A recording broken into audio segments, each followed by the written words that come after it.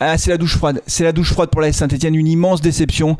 C'est quasiment le pire des scénarios que l'on a vécu ce vendredi soir. Lors de cette avant-dernière journée du championnat de France de Ligue 2, l'AS Saint-Etienne fait match nul à domicile face à Rodez, un but partout, pendant que Angers est allé chercher une victoire de 1 sur le fil à la dernière minute de jeu, et donc Angers qui repasse devant l'AS Saint-Etienne avec 2 points d'avance au classement et qui se retrouve dans une position idéale pour monter directement en Ligue 1.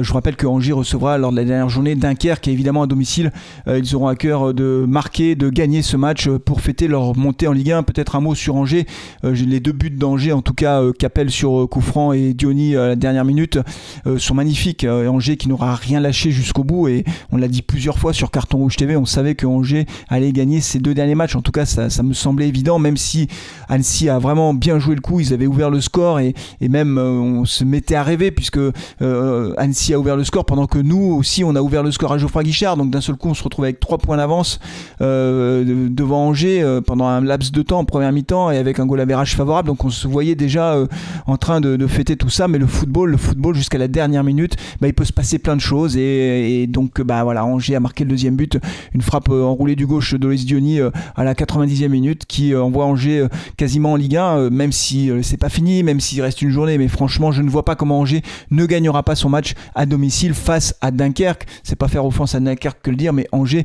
c'est vraiment une très bonne équipe et une très bonne attaque, et voilà. Et donc du coup, nos chances, je vais pas dire sont réduites à 0, mais quasiment de monter directement en Ligue 1. Alors tout n'est pas perdu, parce qu'on jouera les playoffs. La déception est énorme, il faut le dire. On ne peut s'en prendre qu'à nous-mêmes. Je vais faire un peu le débrief du match, évidemment. Il n'y a pas de... C'est nous, quoi. Il n'y a rien à dire. Mais n'oublions pas quand même d'où on vient. C'est-à-dire que là, évidemment, il y a beaucoup de déceptions. Voilà, c'est normal, il y a le contre-coup, mais il y a 3 mois, on nous aurait dit vous allez jouer la 3e place. Moi j'aurais signé dès demain, il faut être honnête, et c'était inespéré de jouer la 3e place, et on va être 3e, même si quel que soit le scénario de la fin de journée, on sera 3e. Donc on jouera les playoffs. On jouera les playoffs contre le vainqueur du match entre le 5e et le 4e. Alors pour l'instant on ne sait pas qui sera 4e, qui sera 5e. Paris a gagné, donc ils sont passés 4e. Rodez qui fait match nul à Geoffroy Guichard passe 5e, mais il y a encore Caen qui peut finir dans les 5 premiers. Donc on ne sait pas encore exactement comment ça va se goupiller, mais ce qui est sûr, c'est que voilà, on jouera les playoffs, et ce match de playoffs face à une équipe de Ligue 2, on jouera ce match à domicile. Donc c'est pas tout perdu, et encore une fois, on nous aurait dit il y a 3 mois, vous allez jouer les playoffs et vous allez finir 3e. C'était inespéré tellement on avait de retard, et tellement le jeu de l'équipe était mauvais. Donc le travail qui a été fait par Odo, c'est un formidable travail. Après, objectivement, on peut s'en prendre qu'à nous-mêmes. Le match face à Guingamp, on l'a déjà dit, on avait un joker, on l'a grillé à Guingamp. On n'aurait pas dû le griller à Guingamp parce qu'il nous aurait bien servi ce soir. On a raté le break, vous connaissez l'histoire, le penalty bêtement concédé, et puis derrière on concède le match nul. Donc voilà, on peut s'en prendre qu'à nous-mêmes. À Guingamp, on s'en prend qu'à nous-mêmes. Et puis face à Rodez, venons-en à ce match face à Rodez. On pensait avoir fait le plus difficile avec l'ouverture du score. Alors est-ce que c'est Nadé qui a marqué ou Sissoko? Le but est peut-être accordé à Nadé, parce que quand il reprend le ballon passe la ligne, et donc ça fait 1-0 pour Saint-Etienne. Juste avant la mi-temps, à la 38e minute, on se dit c'est le scénario idéal, et encore une fois à ce moment-là, Angers n'avait pas encore égalisé. Et c'est vrai que les Stéphanois ont fait une première mi-temps plutôt correcte, même si on sentait quand même que sur le plan technique c'était un peu juste. C'est-à-dire qu'il y a eu beaucoup de passes à l'adversaire. Alors est-ce que c'est la pression? Est-ce que je sais pas, mais en tout cas il y a des joueurs qui sont vraiment passés à travers, notamment Thomas Monconduit qui est sorti sur blessure en deuxième mi-temps, mais on a eu beaucoup de déchets techniques. Néanmoins, on a marqué quand même ce but quasiment sur corner, et donc on fait le plus dur, et à la mi-temps on mène 1-0. Donc c'était un peu le scénario de Caen où on ouvre le score, alors plutôt dans le match face à Caen, mais et on tient jusqu'à la fin. Et là on s'est dit on va faire pareil, surtout que franchement Rodez, qui est une très bonne équipe, ils ont jamais lâché, ils ont des bonnes individualités. Le joueur Royao, franchement, il est incroyable, ce défenseur. Il était présent partout en défense, il était présent devant. Enfin, il est très très fort, et ils ont des bonnes individualités. Et donc, ils n'ont jamais lâché. Et ils ont mis la pression, et ils ont frappé la transversale. C'est Utonji qui a frappé la transversale à un moment donné. Ils se sont créés plusieurs situations dangereuses, et on sentait en deuxième mi-temps qu'on était en train de reculer, mais on se disait au fond, enfin en tout cas moi je me disais on va tenir parce que Briançon était là, capitaine courage, Nadé faisait un bon match, et on espérait vraiment tenir. Et malheureusement c'est un scénario un peu catastrophique, puisqu'à la 79e minute il y a Nadé qui percute devant, il y a une occasion, alors il avance, il fait un dribble, 2 dribbles, 3 dribbles, il est quasiment dans la surface de réparation adverse et malheureusement on perd le ballon et là il y a un contre.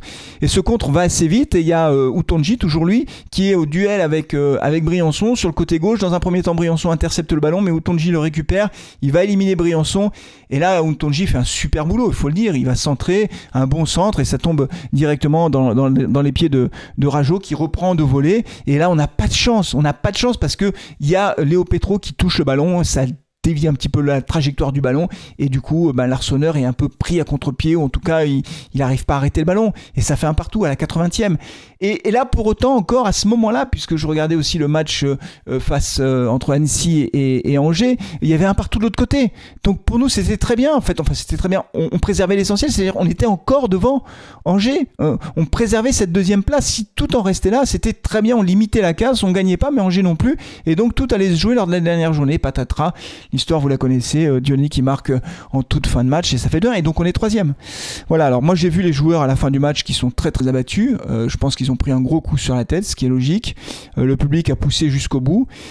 Comment jouer le dernier match à QRM? Est-ce qu'il faut préserver les joueurs, les laisser souffler en vue du play-off ou est-ce qu'il faut au contraire jouer le match à fond? C'est la question notamment que posait Squatty pendant le live. Je sais pas, honnêtement, j'ai pas de réponse par rapport à ça. Moi, je pense qu'il faut jouer le match à fond parce qu'on ne sait pas. On ne sait pas ce qui peut se passer. Dunkerque, aujourd'hui, vous voyez, ils ont fait 2 partout face à Caen. Voilà. Et le football est imprévisible. Donc, sur le papier, si vous voulez, la probabilité que Angers gagne son match à la maison, elle est énorme. Mais c'est le football. Et il peut se passer plein de choses. Voilà. Et pour autant, Dunkerque, qui pour le moment est toujours 16e, aujourd'hui Dunkerque est quasiment sauvé, même si 3 a un match de moins. Alors pour l'instant, on ne sait pas si le match sera rejoué ou pas, mais je pense pas. Donc pour l'instant, normalement, Dunkerque est sauvé. Et donc, logiquement, Angers devrait gagner 2 ou 3-0, parce qu'ils sont beaucoup plus forts, en fait. Mais le football est un peu irrationnel. Donc moi, j'aurais plutôt tendance à dire, il faut jouer le match à fond, on ne sait jamais. On joue le match à fond à QRM, et puis après, on verra ce qui se passe. Mais ce qui va être important là, en fait, maintenant, ça va être la remobilisation psychologique des joueurs, parce que t'imagines, on était 2e, on passe 3e, le coup sur la tête est énorme, et pourtant, il faut rester mobilisé. La saison n'est pas finie. La saison n'est pas finie. Voilà, il y a encore potentiellement 3 matchs à jouer. Enfin, en plus du match à QRM, il y aura le play-off face à une Ligue 2 et après l'aller-retour face à la Ligue 1. Donc on regarde ce qui se passe du coup en Ligue 1 et on regarde quelle serait l'équipe qu'on pourrait jouer. Est-ce que ce sera Metz? Est-ce que ce sera Le Havre? Est-ce que ce sera Lorient? Voilà à peu près les équipes qu'on pourrait rencontrer si jamais on devait jouer les play-offs face à une équipe de Ligue 1. Donc les barrages face à une équipe de Ligue 1. Donc voilà, c'est dur, hein. C'est très très dur. Dites-moi ce que vous avez pensé de ce match. J'ai trouvé, alors parmi les déceptions dans le match, je termine juste là-dessus parce que je voulais quand même dire un mot par rapport aux performances individuelles. J'ai trouvé Apia plutôt pas mal. Vraiment mon conduit très très décevant. L'entrée de Tardieu n'a pas été très bonne. Sissoko qui sort et Mboukou qui rentre, Mboukou qui a raté une occasion en fin de match.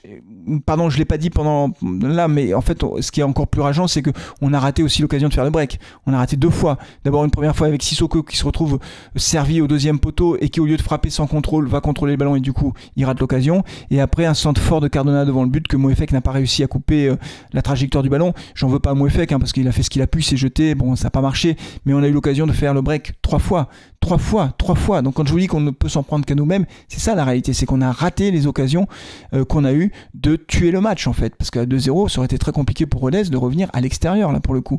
Et voilà, et donc ça c'est de notre faute en fait. Et Mboukou qui rentre, une fois à un moment donné il y a eu un centre de Benteg, ça lui est passé au-dessus de la tête, il est pas assez grand. Et alors Sissoko peut-être qui était trop juste physiquement, mais c'est vrai que ça a été compliqué à gérer. J'ai trouvé la rentrée de Bouchouari très très intéressante, franchement il a apporté beaucoup de percussions dans le jeu. Chambaud a été assez fantomatique au milieu de terrain. Mouefek a fait à peu près son match comme d'habitude. Et Cardona, il s'est créé une bonne situation en première mi-temps. Il a créé une deuxième occasion en deuxième mi-temps.